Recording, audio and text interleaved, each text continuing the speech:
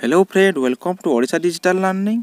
तो फाइनाली आपणकर आदर्श विद्यालय होइतिबा प्रवेशिका परीक्षार आंसर की आसी जाइछि। तो ताको किपरि आपण डाउनलोड करिवे ता वीडियो मत देखंतु। प्रथमे आपणकर गूगल क्रोम को ओपन करिवे, तापर टाइप करिवे bscodisha.ac.in। तापर देखंतु एपर गोटे इंटरफेस चली आसीबो। तापर प्रथम लिंक टारे क्लिक करिवे,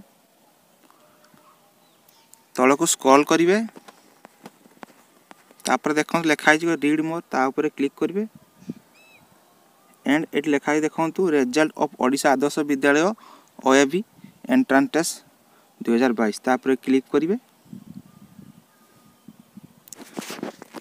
तो फाइनली एपर गोटे इंटरफेस चली आसीबो। तापर आपण एठी आपनकर रोल नंबर मारिबे किबा डेट ऑफ बर्थ मारिकी लॉगिन करके आंसर की को डाउनलोड करि परिबे। तो या तला संपूर्ण विवरणी। आशा करी वीडियोटी आपन पय बहुत हेल्पफुल थिबो। एहीपरि वीडियो आकु देखिया निश्चित भाव आम चैनल को सब्सक्राइब करंतु। Thank you.